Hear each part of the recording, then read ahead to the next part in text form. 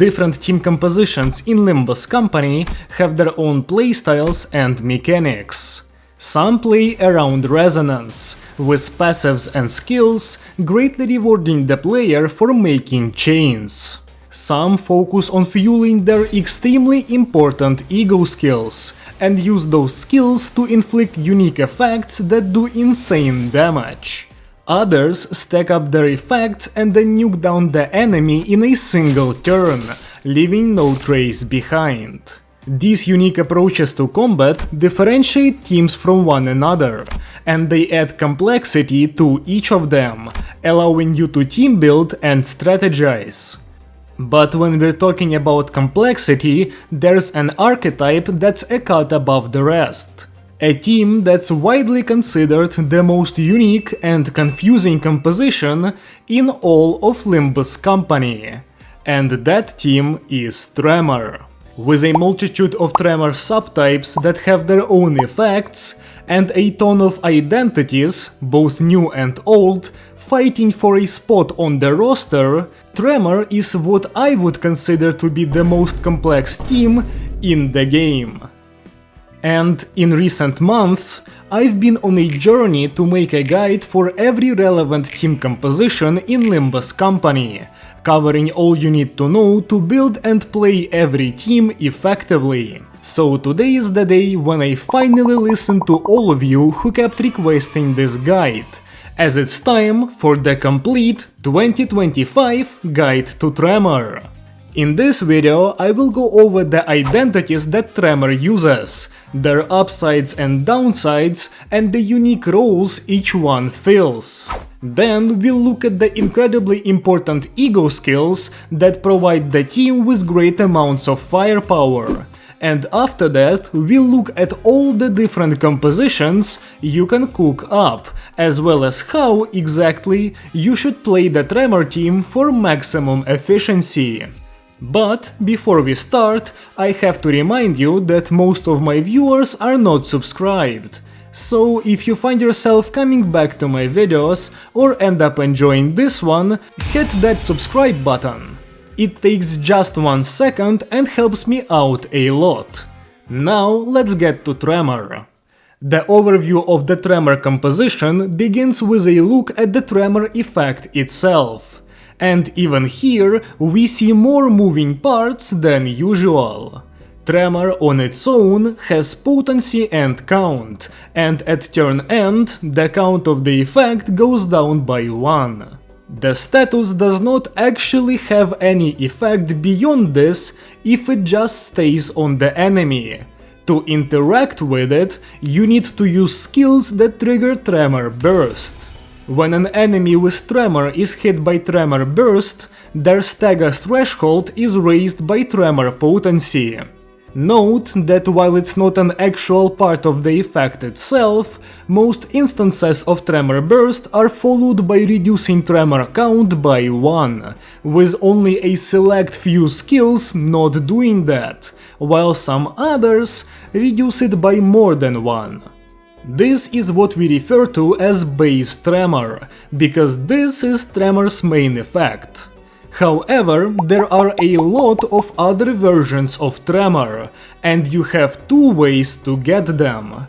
Amplitude conversion is the first one. When an enemy with Tremor gets hit with an effect that triggers amplitude conversion, the Tremor type on them gets forcefully turned into a different, unique Tremor type, as specified in the effect. This works on both base Tremor and any unique Tremor except for one. Usually, conversion allows you to apply a valuable Tremor type on the enemy, greatly empowering your bursts. However, be careful not to override a strong Tremor type with a weak one, as certain skills force their conversions, and have fairly undesirable Tremor types. The second way to get unique Tremor is Amplitude Entanglement. When an enemy with Tremor gets hit with an effect that triggers Entanglement, their currently applied Tremor type gets fused with the Tremor type specified by the effect, turning the 2 Tremor types into Tremor superposition. Superposition retains the effect of the tremor types that were used to create it, allowing you to get the value of both reverb and everlasting at once, for example. Triggering amplitude conversion on an enemy with superposition instead activates entanglement once again, adding the new tremor type to the list of effects that superposition has. This means that once you have a superposition on the enemy, you can keep adding tremor types to it, making your following bursts even stronger. However, there's a catch. At turn end, tremor superposition turns back into base tremor, meaning that you lose all of the effects you added, and have to recolor tremor once more to get good value again. Note that conversions and entanglements only affect the enemy's tremor type, and triggering those effects does not add or reduce potency or count on the enemy. At this point, I could also go over every single tremor type Limbus has to offer, but instead I'll talk about those when we get to the IDs and egos that actually inflict them. With this, we're done with the fundamentals of tremor, and we can move on to the identities that make up the team. As I said in the intro, there's a whole bunch of units that contest the slots of the tremor composition, and I've decided to go over all of them in the order that they were released in. So that way, we go from old and simple units to new and complicated ones. The first ID for this team is LCCB Ishmael, a Season 1 2-star identity that has managed to remain a dominant force in Tremor to this day. Ishmael's main selling point is her insanely powerful skill 2. This skill inflicts 16 tremor potency and 4 tremor count, allowing you to stack up tremor on the enemy insanely quickly and forget about tremor count as a whole. The skill also generates gloom, which is a very important resource in the Tremor team, as the strongest egos that this team relies on require gloom resources to use. And it's a skill too, meaning Ishmael gets to use it twice per rotation, with you being fully able to stack 32 tremor potency on the enemy in 2 turns with Ishmael alone. That's a third of the max stack in 2 turns with 1 identity. Her skill 3 is also not too bad, as it has a tremor burst, and if Ishmael high rolls her speed, can also provide 5 fragile to 1 or 2 allies after her. Though with how low her speed is, I wouldn't bet on the second effect. The one really weak point of this ID is her skill 1. It kind of does nothing. No damage, no tremor, and doesn't even generate a necessary resource. Sadly, Ishmael has 3 of those. Due to this, and due to the incredible tempo boost you get from her skill 2, LCCB Ishmael is the queen of tremor low turn strategies. When a fight ends by turn 3, you're not required to use her skill 1 at all, and can instead stick to the incredibly impactful half of her kit. This doesn't mean Ishmael is an instant drop for longer fights though, as her gloom generation, coupled with the lightning quick tremor application on skill 2, can land her a spot on the team even when up against bosses with multiple phases or multi-wave fights. Overall, LCCB Ishmael is an ID that new players often overlook, but she is a true powerhouse in disguise. Her main issue is having to reset if you get a particularly bad skill order, as almost all of her strength lies in her skill 2. But if you're willing to do that, then she's one of the few Season 1 identities that is not only viable in the team, but actually a preferred core option in a lot of fights. Next up, we're jumping into Season 2, and with it, Rose Spanner Workshop Rep Rodion. Rodya is another old identity that has managed to carve out a way for herself to be useful even today. Her skills 1 and 2 have the Pride and Gloom affinities, meaning she generates a lot of very important ego resources for the Tremor team, as Pride, much like Gloom, is another resource the most important Tremor egos require. On top of generating resources, Rodion's skill 2 can inflict a lot of Tremor potency, similarly to LCCB Ishmael. But her infliction is a lot less flexible and consistent, as you first need to generate charge count with either Rodion's skill 1 or skill 3, and then you need to hit heads on the second coin of skill 2 for it to be reused. That second coin can also burst Tremor if it gets reused twice. But once again, getting there can be inconsistent in the early turns. Her other skills are less remarkable, with Rev Up being a button you press for Pride and to charge up Rodion's skill 2, and her skill 3 having just 2 bursts, compared to the modern standard of 3. Still though, Rodion has some very important sins for the team, and while she's not the most insane ID in the world, she can still be very impactful on top of that. So despite the unit's age, Rose Spanner Rodion is a very solid pick for Tremor to this day. Next up, we have another Season 2 identity, Mauler Office Fixer Outis. Outis is one of the few discard identities Limbus company has to offer, and her gimmick revolves around you using her second and third skills to discard her skill 1.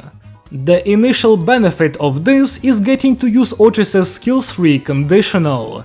Discarding Weight Up gives Outis 4 Tremor count, and at 10 Tremor count, Daring Decision pays for its own bursts by inflicting 3 Tremor count on the enemy. Now, count is not usually an issue in the Tremor team, but it's good to know that Daring Decision can do this. The extra benefit you get from Outis' discard gimmick is the fact that with a good skill order, you get to use only her skills 2 and 3, completely skipping her weak skill 1. This increases her damage output and the amount of bursts Outis can trigger dramatically, making her incredibly good. Of course, on the flip side, if you get a bad skill order, you're gonna have to fix it by using Outis' defense, by either using it to discard a skill 1, or using it to prevent the skill in the bottom slot from being discarded by the one on top. Alternatively, if you're going for a fast kill, you can just reset as well. Speaking of Mauler's bursting, she does that a lot. Her skill 2 has 1 burst, and her skill 3 has 3, meaning that Outis greatly benefits from being given some nice damaging Tremor types to abuse. Her skill 2 generates Lust, another important ego resource. And surprisingly, the Tremor infliction on both of her bursting skills is pretty good, with both inflicting 4 potency. Another thing that Outis has going for her is her passive, Drinking Boast. It's fairly pricey and can often get disabled when you use ego skills, but when it's up, it allows Outis to deal extra sloth damage on bursts, scaling with Tremor. This allows her fairly old skills to deal respectable damage, and coupled with her discard gimmick, it can greatly increase her damage output over a long period of time. Up next, we're moving on to the first Walpurgisnacht, and with it, Lobotomy Ego Regret Faust. Faust, in a vacuum, is a very solid Tremor identity. Her sin spread is magnificent, with a Sloth skill 1, Pride skill 2 and Gloom counter, allowing her to easily help you fuel necessary ego skills. Her skills themselves are also not too shabby. her skill 1 inflicts 3 tremor count, and her skill 2 inflicts 5 potency, debuffs the enemy, and can also hit 2 targets at once, whenever that is relevant. Her skill 3 can also hit multiple enemies, and has 3 bursts. That being said, considering that Faust has one of the strongest ego skills in the Tremor team, she'll likely use that over her skill 3 when it's time to nuke the enemy. Overall, Regret is a fairly solid unit, and Faust is pretty much a mandatory sinner in Tremor. However, as I said a minute ago, she's good in a vacuum. And this season has given us a brand new Faust who overshadows Regret while not being a Tremor ID at all. We'll get to that a bit later though, but for now all you need to know is that Regret exists and technically is not bad. Now we're jumping straight to Season 4, as it's time to check out District 20 Eurodivi Honglu. Honglu has a Gloom skill 1 and a Sloth skill 2, allowing for good fueling. His main gimmick revolves around stacking up Tremor on himself to gain access to extra bursts on his skill 3, which allows him to reach the modern standard number of bursts in his kit. Speaking of his skill 3, if you manage to use it at 10 tremor count or higher, the first coin of the skill will trigger Amplitude Entanglement into Reverb, giving you access to the best damaging tremor type. Reverb makes the afflicted enemy take sloth damage equal to tremor potency whenever you trigger tremor burst on them, while retaining the normal tremor effects. This means that you can deal up to 99 sloth damage in one burst with this effect up, and that makes it incredibly good. This might seem like a balanced and strong kit for an identity on the surface, but in reality there are a lot of issues associated with it. You get access to Honglu's empowered skill 3 on turn 3 at the earliest, by using 2 skill 2s. This might not seem like a bad thing, but Honglu's job is to use the Cavernous Wailing Ego to set up Reverb in advance with the permanent amplitude conversion, instead of the skill 3's 1-turn entanglement. And his tremor count gain is just good enough to account for the turn end decay, meaning that if you use 2 skill 2s and then Cavernous Wailing, you cannot go for his empowered skill 3 on turn 4, and instead it becomes available by turn 5, as you spend turn 4 using a skill 1. You can mitigate this issue by using the support passive of Yuro Ryoshu, which allows Honglu to gain more tremor count. However, the passive needs 4th loss owned to activate, meaning you need to use a total of 4th loss skills on turn 1 to get the passive on turn 2, which isn't always possible or optimal. You also have the option to get Molar Otis's support passive, which provides a similar effect and costs 1 less sloth. But that requires you to give up Molar Otis on field, which can bring down the strength of your team. Additionally, this assumes you get the 2 skill 2s early, and ignores the fact that you might need to use Honglu's Gloom skill for ego fueling instead. Also, you need Honglu's skill 3 to not be in the bottom slot by the time you need to use Cavernous Wailing, so it doesn't get overwritten. If you think you can bypass using Cavernous, as Honglu's skill 3 sets up Reverb on its own, you're missing the fact that Euro Honglu has a speed roll of 3 to 7, with no access to haste, meaning that it's extremely difficult to get the value of the effect on all the bursts in your nuke turn, drastically lowering the value of Reverb. And it's also set up via entanglement, so you can't carry it over to the next turn. Oh, and if that's not enough, his skill 3 at Uptie 3 actually bursts Tremor twice regardless of count on Honglu, but once you get him to Uptie 4, the second burst becomes locked away behind 10 count, just like the new third. Overall, the unit is not technically bad, but his skill 3 is pretty much dead for turn 3 kill strategies, and is clunky to use while being overshadowed by a new non-Tremor ID much like Faust. More on that later though. Next up we have T-Corp Don Quixote. This is one of the few units that get access to Time Moratorium, so I think now is the best time to talk about the effect. Time Moratorium is a status effect that stores all damage dealt to the afflicted enemy. Before being stored, the damage is still affected by enemy resistances and any modifiers. At turn end, Time Moratorium gains 1 stack and loses 1 count. At combat end, if the effect is at 1 count, it triggers Tremor Burst and deals all the stored damage as sloth damage on the enemy, and increases that outgoing damage by 15% for every stack of the effect at the moment of it bursting, which results in a buff of 30% when used normally.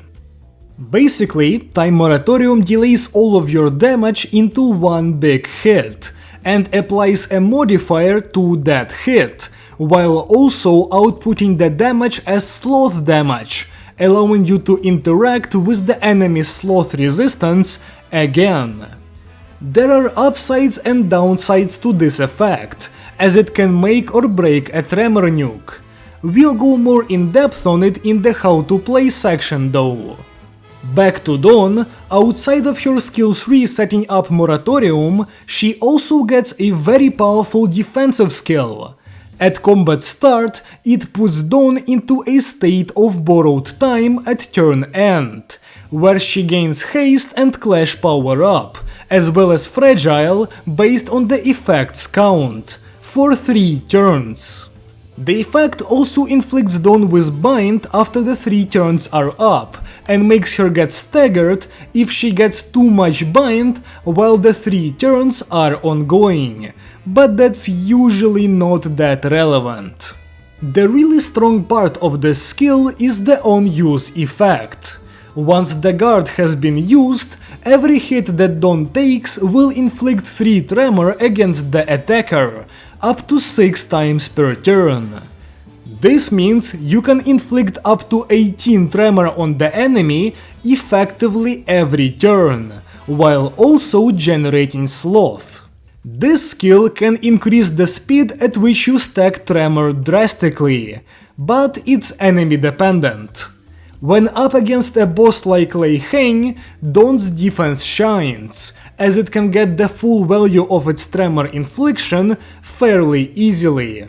However, in fights where the enemy doesn't attack as often or has less coins, the value of the skill drops sharply, to a point where it's no longer the highlight of Dawn's kit.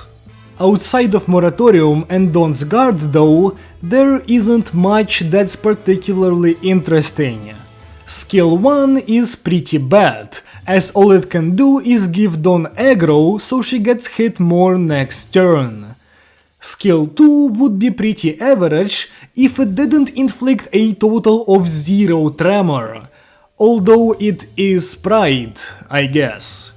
And Dawn's skill 3 actually forcefully converts tremor on the enemy to Tremor Chain, a weak tremor type that you wouldn't want to have over other tremor types, meaning you have to play around that weakness.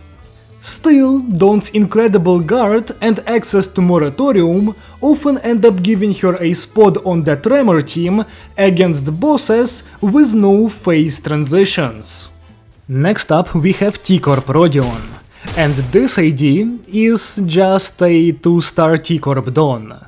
She also gets a strong defensive skill with the same gimmick, but gets less borrowed time and inflicts less tremor.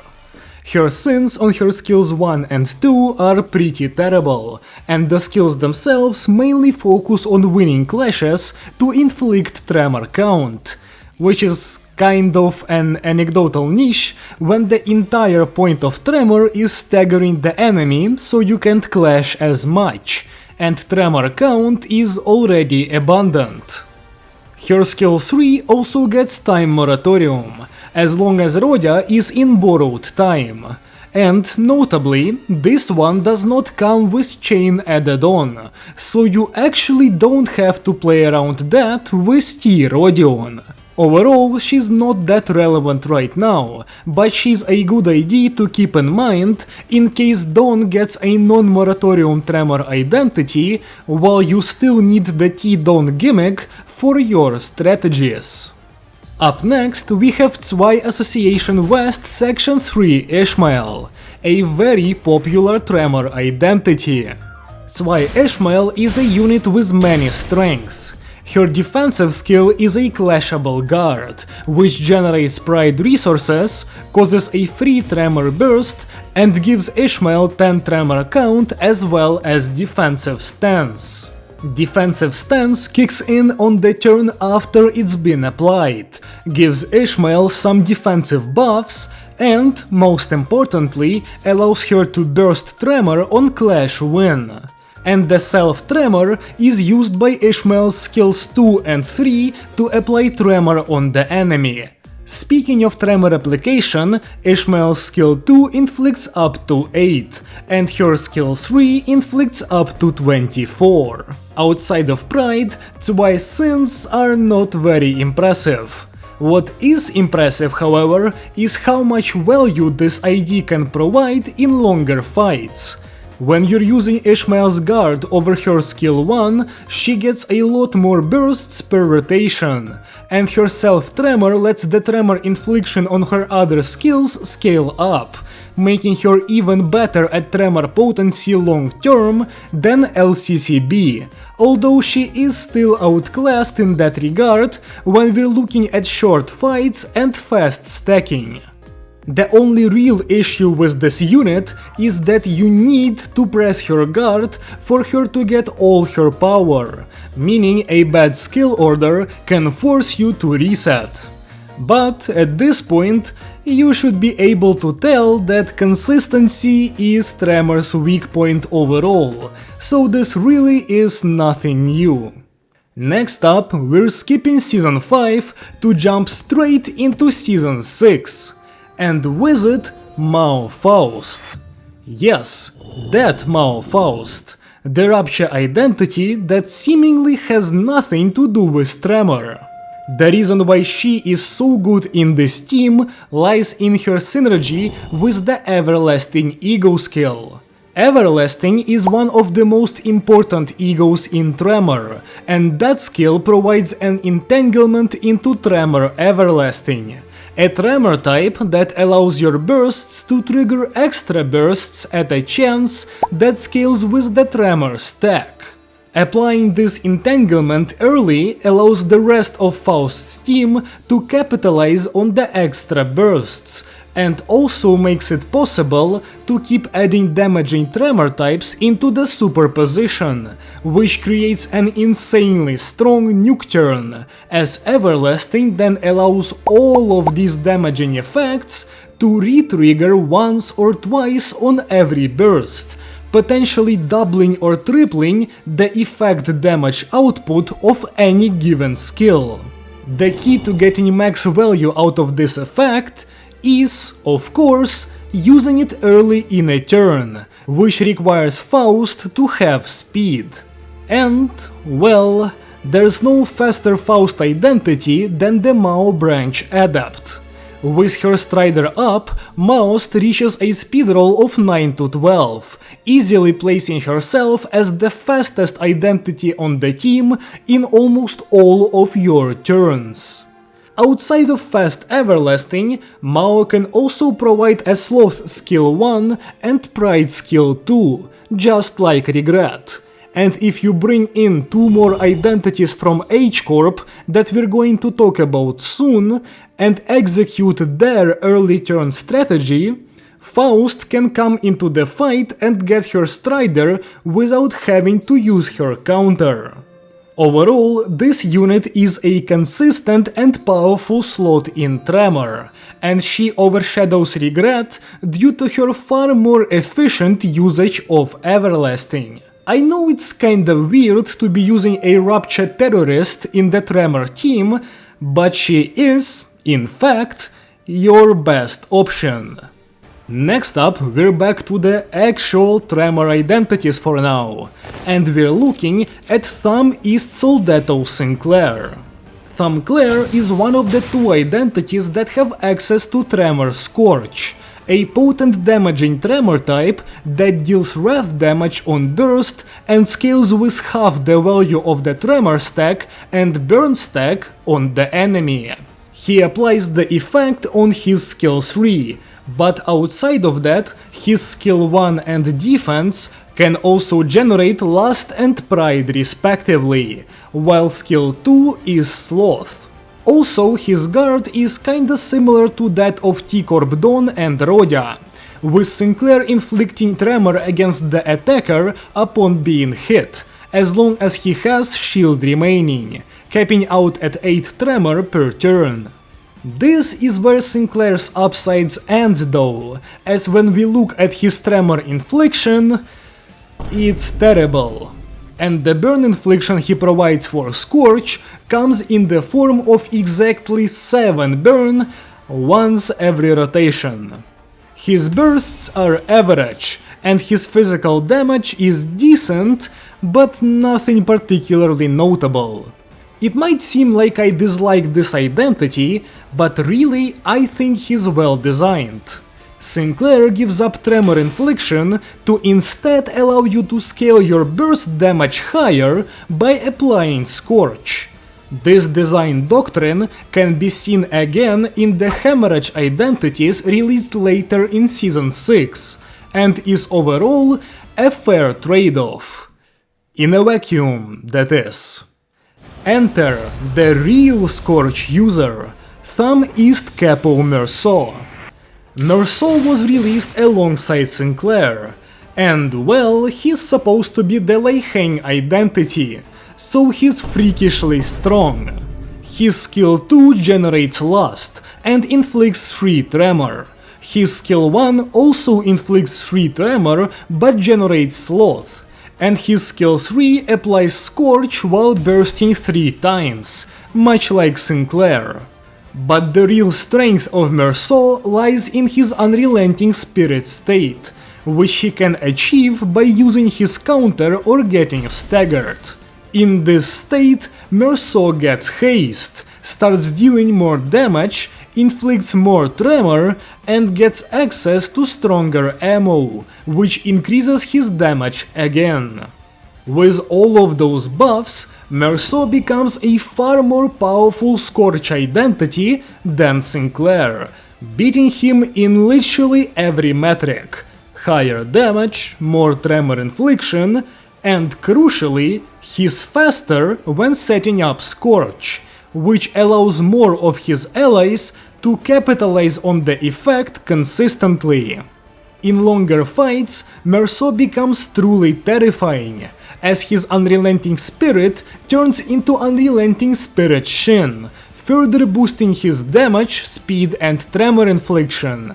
Additionally, once Merceau is about to run out of ammo completely, he gets to hit a 3-weight AoE skill, and goes into overheat after that. The reason why I'm even comparing the capo to his underling is pretty simple. While Sinclair engages in a fair trade-off, Merceau gives you both Tremor and Scorch. And, as you can't have 2 different copies of Scorch on the enemy working alongside each other, the value of Sinclair drops with Merceau on the team, as you already get Scorch from a faster and better source, meaning that Sinclair becomes an identity that can generate good synths, but only has average bursts and really bad tremor infliction. This is something you should keep in mind, as while Sinclair is not useless, a lot of people shard him expecting him to be a generally preferred unit in the team, when in reality, he isn't. Instead, his value lies in reapplying Scorch for very specific strategies and reloading Merceau in extremely long encounters, although he can also do that from the bench. Next up, we're moving back to time-killing time, and with it, T-Corp Outis. T-Corp Outis is, you guessed it, our third Time Moratorium identity. Her main gimmick is Tremor Count Infliction, but as it stands, Tremor does not really need a count specialist, as you have plenty from your identities, and especially from egos. However, that's not all she does.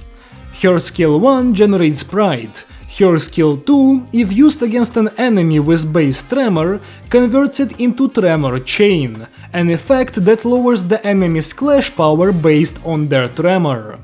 This effect is not applied if the enemy already has a different Tremor type, so you don't have to play around it. And her skill 3 is the skill that's responsible for the Moratorium, with it bursting Tremor 3 times and then applying the all-important effect. Note that the bursts miss the Moratorium due to going off too early. For Moratorium to be applied though, Outis needs borrowed time, similarly to Rodion, and borrowed time comes from her guard. Speaking of her guard, it does not follow the trend set by previous T-Corp identities, and instead is a clashable guard that inflicts Tremor Count on Outis and the enemy on Clash Win. Overall, this identity is kinda meh. She's not exactly bad, but you have to consider what you're giving up. To even use this identity, you have to drop Mauler, who is a unit that can burst more than T-Corp by using her discard mechanic, while also inflicting Tremor potency, unlike T-Corp, who inflicts 0. Also, T-Corp's skill 3 only bursts thrice if she has borrowed time, meaning she's literally just behind by one burst if you're not going for Moratorium. If you are though, she can set up the effect without the annoying chains that T-Dawn has. But once again, if you want T-Outis to do that job, you're either replacing T-Dawn, which means you now need to make up for her lost potency, or you're keeping T-Dawn and now you just have two identities doing the same job, and you're down bursts again if you use Outis to set up Moratorium.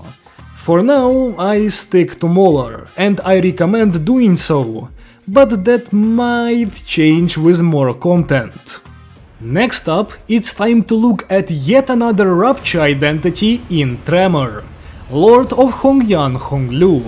Honglu, much like Mao Faust, pushes his actual Tremor counterpart out of the Tremor team. His skill 1 is Gloom, much like Euros, so he retains the important sin from that kit. Also, his skill 3 comes in the form of two separate Pride skills, allowing Honglu to generate 2 Pride in one turn. On top of this, Honglu gets to do a combo with our next identity, Wu Branch Yi Sang, which, by the way, can also allow Honglu to generate Sloth as well. By using Honglu's skill 3 to combo with Wu Sang, you can capitalize on the Strider effect that Wu Sang has, inflicting a lot of Tremor potency quickly. After the combo, Honglu sends Yi Sang back to the bench and brings out Mao Faust for her 10 speed Everlasting. And in the process, he gets a bolus that allows him to trigger one burst every turn, allowing Honglu to not fall behind in effect damage while dealing more physical. He's also faster than Eurodivi, meaning Lord can reset up reverb with Cavernous Wailing more efficiently in multi-phase fights, allowing more of his allies to use the effect on the same turn that the ego is used.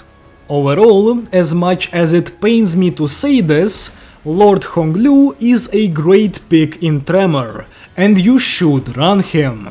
But when running Lord Honglu, you also want his loyal steed. Of course, I'm talking about Heisho Pack Wu Branch Adept Yisang. This unit is the second half of the Lord Honglu combo, and he's the one responsible for fast Tremor. Yisang's skill 3 gives him Strider Wu on use, and, before attack, that effect inflicts Tremor on the enemy by its own stack, with a max of 6 per turn. This max is only achievable if Yisang can take 2 actions in a turn though, but that's exactly what Lord Lu gives him. Using a free skill 3 into a skill 2 and then a free skill 1 into another skill 2 results in a total of 20 Tremor being inflicted in the 2 turns that Yisang spends on the field. He's not made to be kept for long though, as his Tremor infliction falls off hard as his Strider stack ticks down, and his skill 3 only has 1 burst, while his skill 3-2 is pretty much unattainable in a reasonable time frame. Also, his sins are not good at all. Yisang is only worth using in Tremor as part of the combo, and if you're not doing that, he's not really worth picking up for this team.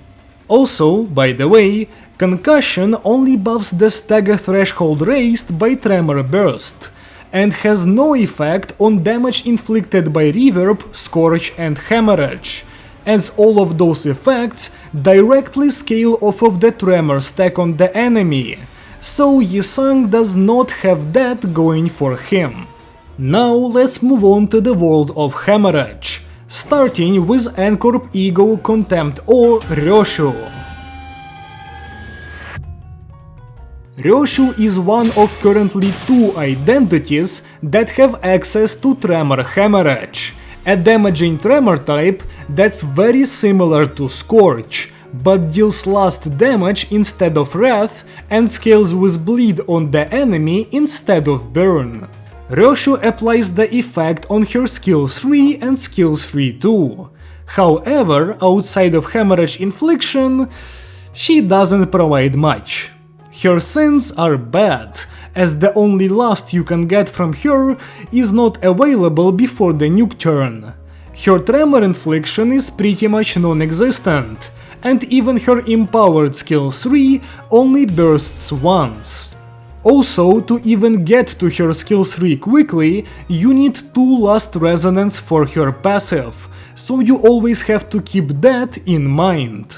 The physical damage on Ryoshu's skill 3-2 can make up for about 1 burst, as it's actually really high, but that's about it.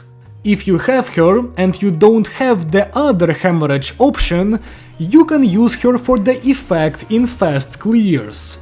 But I wouldn't recommend getting her for Tremor, as there's a better unit who does the same job. That better unit is Night Owl's Capitano Gregor, our first Walpurgisnacht 7 entry.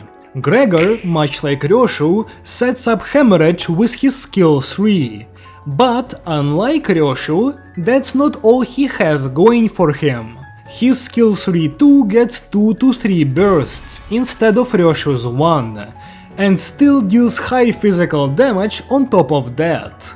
It's also easier to set up, as Gregor does not require resonance of any kind, and just needs to hit the enemy twice to get access to his nuke as early as turn 3.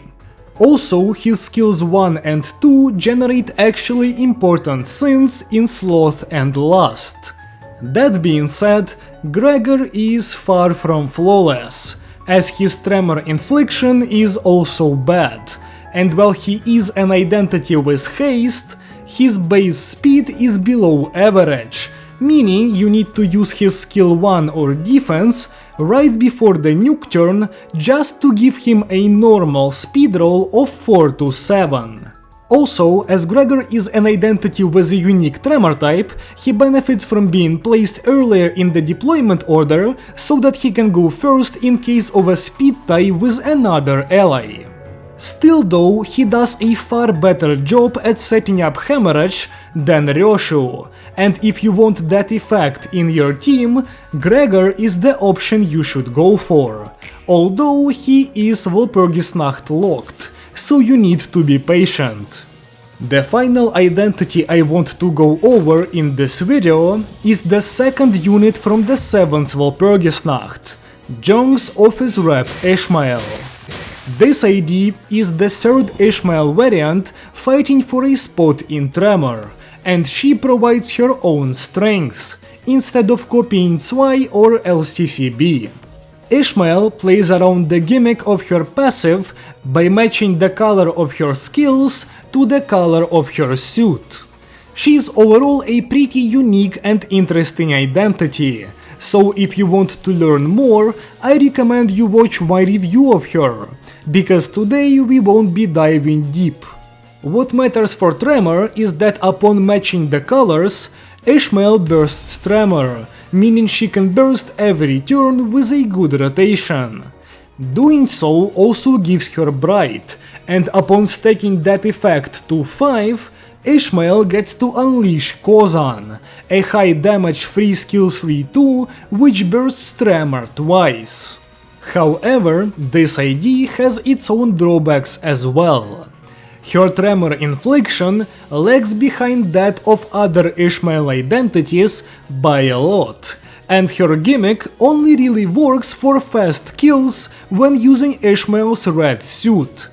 Her yellow and blue suits rely on ego usage to get to Kozan, and as you're already looking to use 2 egos by turn 3, it's hard to get away with that, considering her preferred ego skills contest the exact same resources as Cavernous Wailing and Everlasting.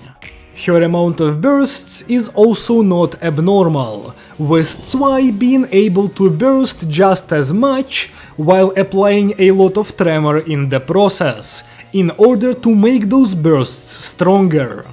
The real strength of Jong's office is physical damage. I find this Ishmael identity to be extremely good in the Refraction Railway, where fast Tremor stacking doesn't carry over to the next boss, making Zwei and LCCB worse, though not necessarily worse than Hanafuda. In that mode, she also gets to spam Tidal Elegy a lot, allowing you to generate more Bright with the blue suit and use a lot of Kozans for massive damage. That being said, I don't tend to use Hanafuda Ishmael outside of Railway much, despite her great strength, because the Tremor infliction provided by Zwei is very impactful, and their bursts are pretty much the same. And in short fights, LCCB reigns supreme, as you really can't beat adding 32 Tremor in 2 turns to make turn 3 a massacre. Also, with this identity being quite picky about her suits, you may need to reset for the right one, reducing her consistency and adding even more resets to an already pretty reset heavy composition. With this, we're finally done with the identities. For your information, at this point we've gone beyond 6,000 words, which is longer than the entirety of my bleed guide. But hey, this is what happens when an archetype has a lot to talk about. Now let's move on to the ego skills of the Tremor team, as I've mentioned them a lot when looking at identity kits. Tremor has 2 insanely important ego skills, which are the reason why Sin Affinities matter so much, as if you want to fuel them quickly for a fast kill, you need very specific skill colors to be used. The first one of these egos is Cavernous Wailing Honglu. This skill costs 3 Sloth, 3 Gloom and 2 Pride to use. It hits 3 enemies, does some extra damage based on Tremor, and inflicts Tremor potency and count, while also bursting once. But all of that pales in comparison to its main effect. Cavernous Wailing Honglu sets up reverb through amplitude conversion. This means you can preset the strongest damaging Tremor type on the turn before you nuke, allowing every single burst in the nuke turn to capitalize on the 99 Sloth damage per burst. The insane value that reverb provides makes this ego straight up mandatory for the Tremor team, and it makes fueling Cavernous Wailing an extremely important part of your plans. It also provides Honglu with a passive that's kind of just a weakened version of the Melted Eyeball ego gift. That part's not particularly impactful, but hey, it's there. The second incredibly important ego is Everlasting Faust. This one requires 2 Lust, 4 Sloth, 2 Gloom and 3 Pride to use. It also deals a fair bit of physical damage, and inflicts a ton of Tremor potency and count. However, once again, the highlight of this ego is the way it interacts with the Tremor stack. Everlasting triggers Amplitude Entanglement into Tremor Everlasting. This Tremor type is insane when used in combination with damaging Tremor types, as it gives every burst a chance to proc up to 2 extra bursts on the enemy, with the chances scaling off of Tremor potency and count, and capping out at 50% each.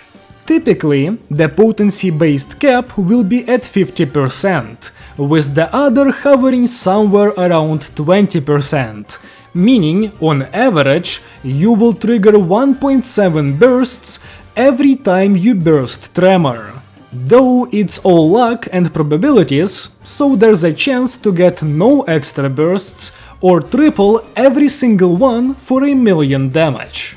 As the effect is applied via entanglement, you can use Everlasting at the beginning of your nuke turn with Mao Faust's speed to entangle this effect and the reverb set up previously with Cavernous Wailing, in order to create a very deadly combo. And right after completing this setup, Everlasting bursts 4 separate times, instantly capitalizing on the superposition that is now on the enemy.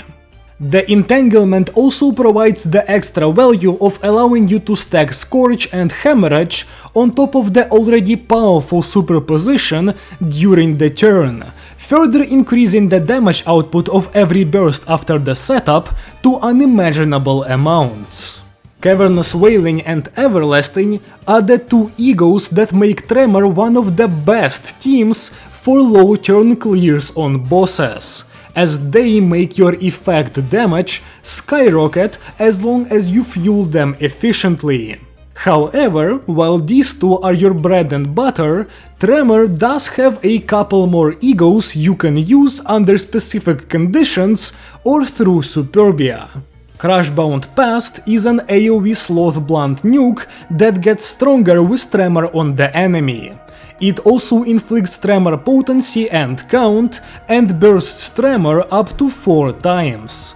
The unique part of the skill is that it also triggers Amplitude Entanglement without adding an extra Tremor type, allowing you to use the skill for the effect. It's still vastly inferior to Everlasting in this niche though, and is mainly used to give Merceau a big powerful skill with a lot of bursts for dungeon bosses with multiple phases, like Jachu, or to clear out Sloth Blunt weak waves of enemies with the skill's high physical damage. The next skill is Tidal Elegy Ishmael. This is a collab exclusive ego, which is currently unobtainable if you don't have it already. The skill costs 4 Gloom and 2 Pride, and it acts like a 3-weight high damage sinking Tremor option with 1 Tremor burst attached. Tidal Elegy pairs up excellently with Jong's office rep Ishmael in fights like the Refraction Railway. Its Gloom affinity ties it to one of Ishmael's suits, allowing her to stack up Bright by using it. And the skill's physical damage is a great answer for fights where you have to constantly slowly reapply Tremor on the enemy in order to make egos with more bursts more efficient. The skill isn't exactly a huge thing in Tremor, and it's also literally unobtainable right now. But if you played during the collab and you have the ego, keep it in mind as a powerful weapon for Hanafuda Ishmael specifically. Ishmael has a second strong ego in Tremor though, and that skill is Christmas Nightmare. It costs 4 Sloth, 1 Gluttony and 2 Pride to use, and it takes up the same slot as Tidal Elegy. However, unlike Tidal Elegy, which is mainly used for its physical damage, Christmas Nightmare actually triggers up to 3 bursts as long as the enemy isn't staggered or in the low morale or panic states. This ego can serve as a strong multi-burst skill on Zwei and LCCB Ishmael, allowing those IDs, who are typically slow and go late in the turn, to slam down up to 3 bursts into whatever superposition you have going on.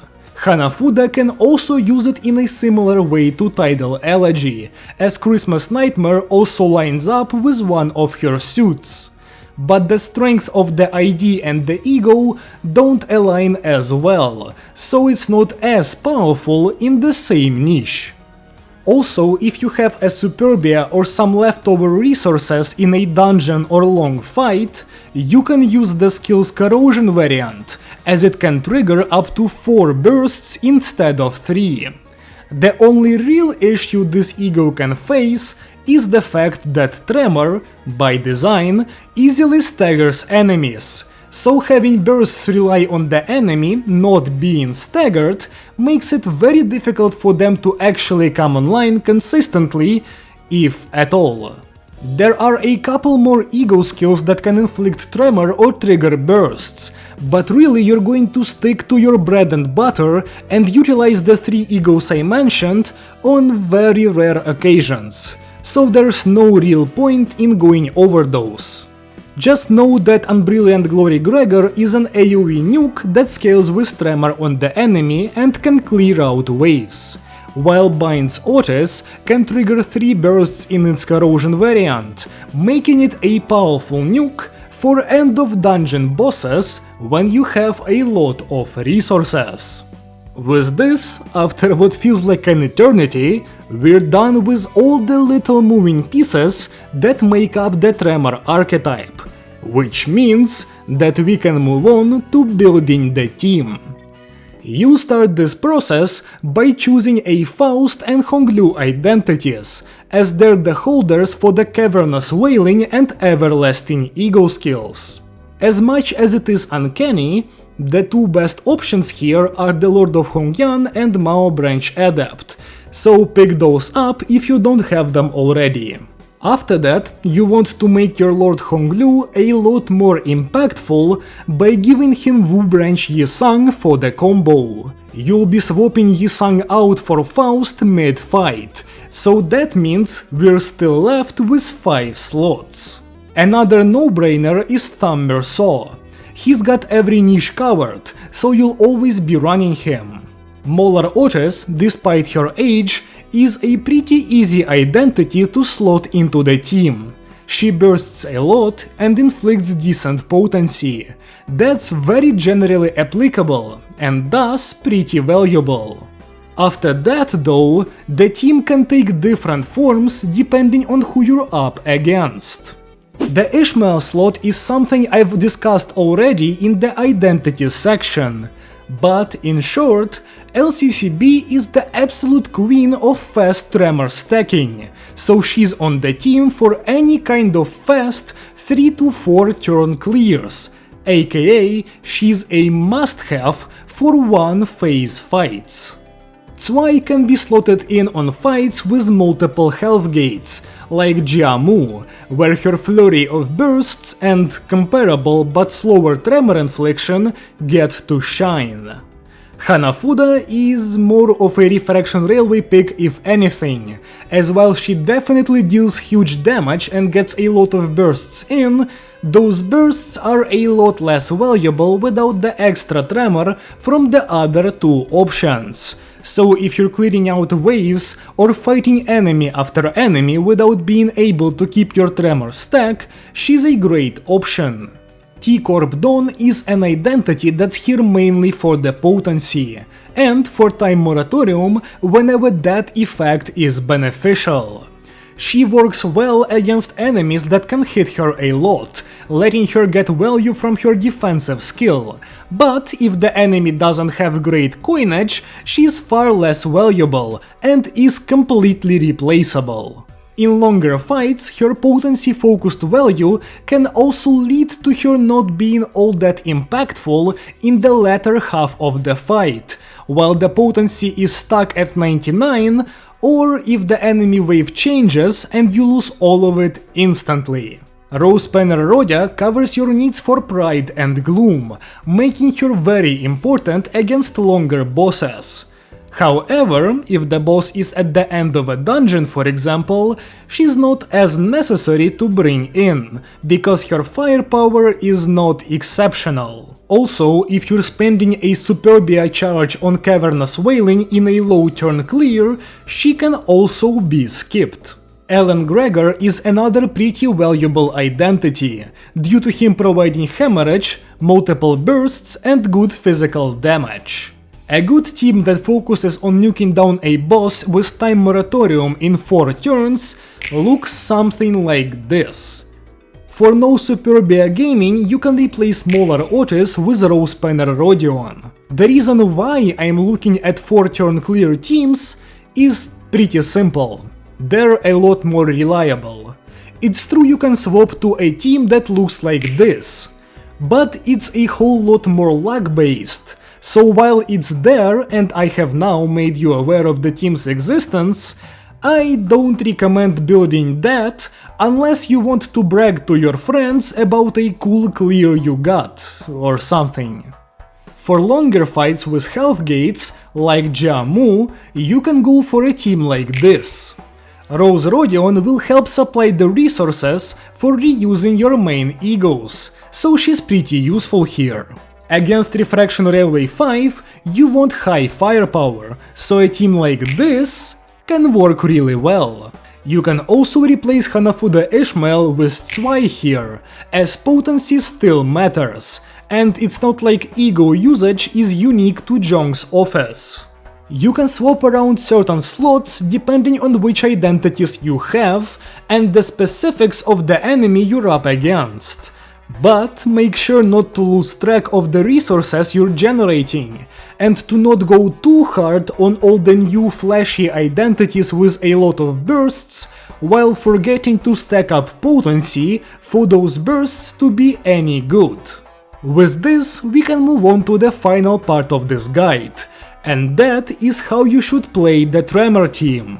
If you watched the actual video and didn't skip to this point, you should have a grasp on what each identity provides and how to work with them.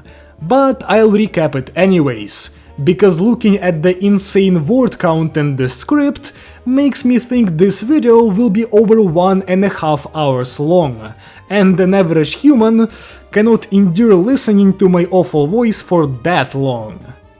The first thing I want to recap is the combo. The 3 H-Corp identities that are used in Tremor play around a certain setup that shines in 4 turn clears. To do the combo, you need to have Lord Honglu and Wu Branch Yisang in your starting lineup, with Mao Faust being selected as your 8th identity.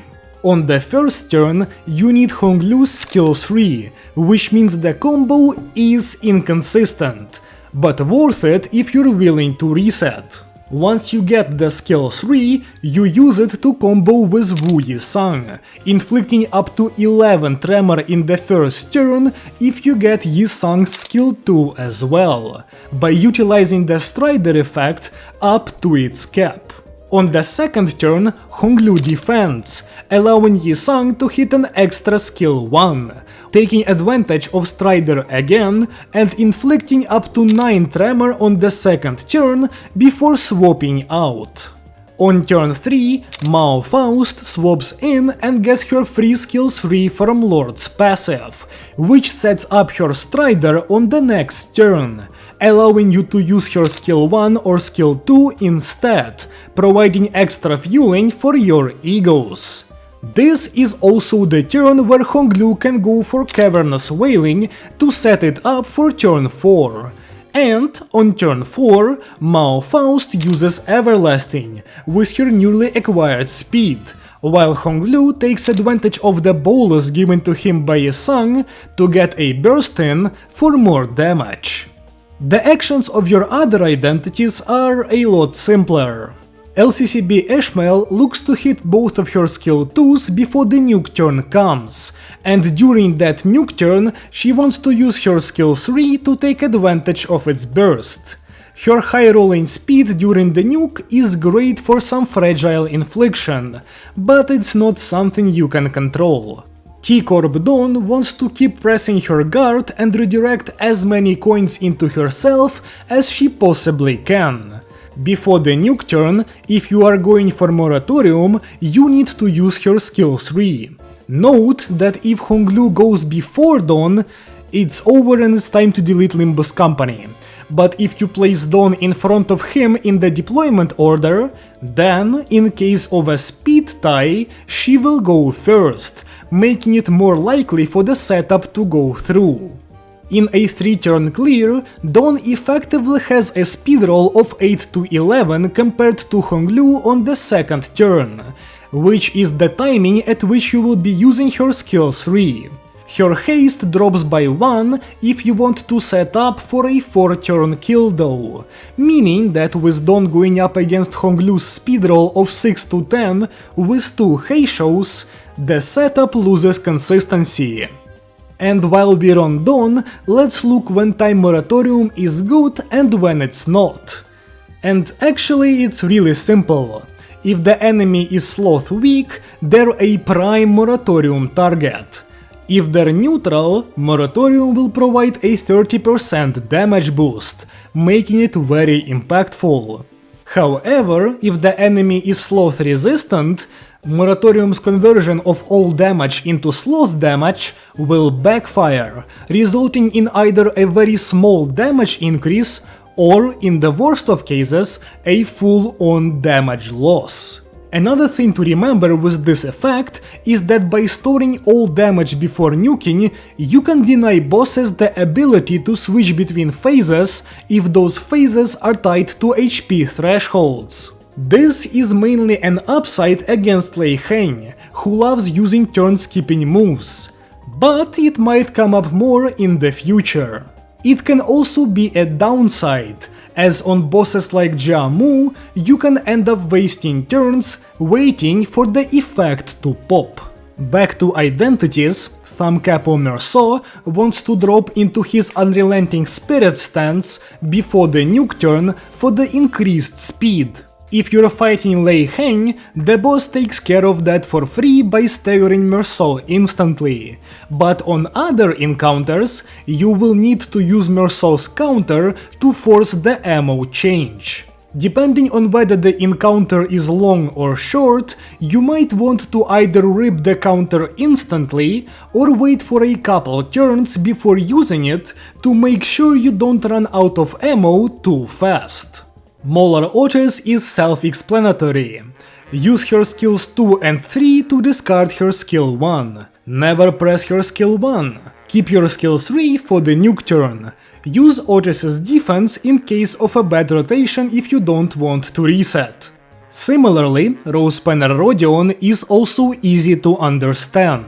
Use her skill 1 first for charge count, and then utilize that charge to make her skill 2 much better. Keep her skill 3 for the nuke turn, as it has 2 bursts that you don't want to waste. In longer encounters, focus on getting the resources you need out of her kit.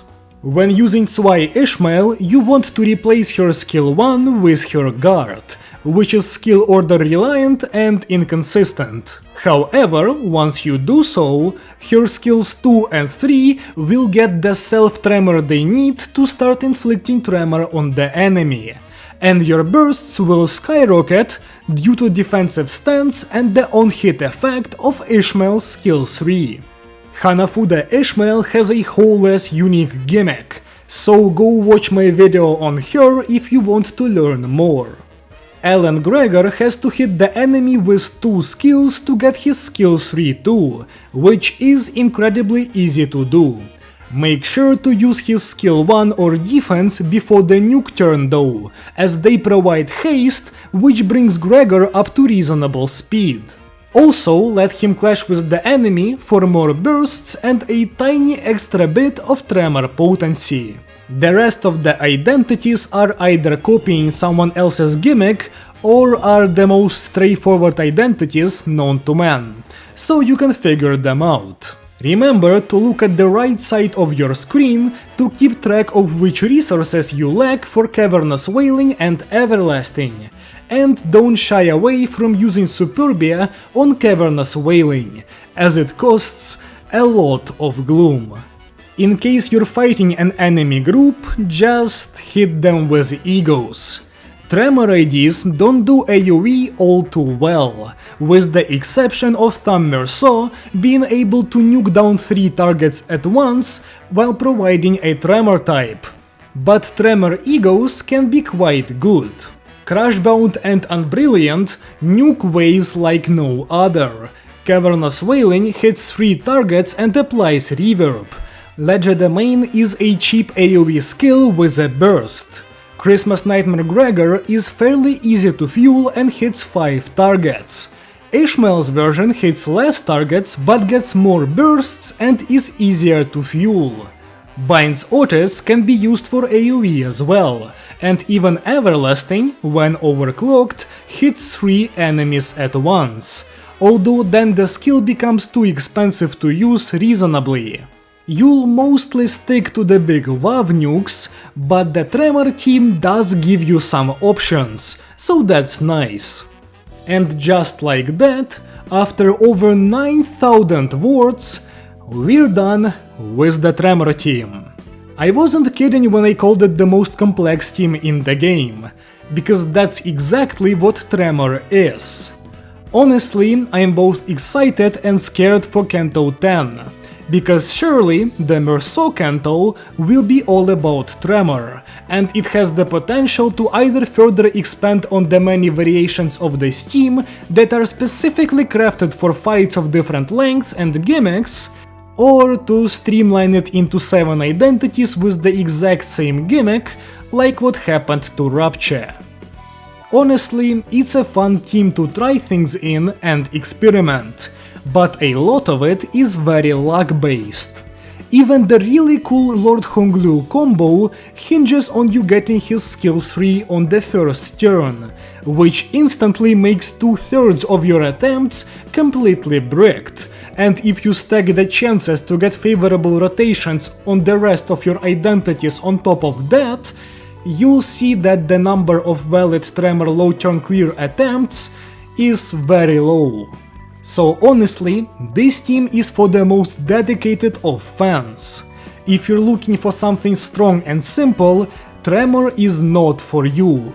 But if you want something potentially insane and overly complex, welcome aboard! I'm sure Canto 9 will give this team plenty of tasty targets to burst down in half a turn, but for now, this is it. If you disagree or have something to add, feel free to leave a comment below, and if you enjoyed the video at any point, leave a like to let me know. If you want to see more like this, consider subscribing, as the new season is coming soon, and you know your boy will be right here to review all the new content that comes with it. Thank you so much for watching, and I hope to see you again soon. Goodbye!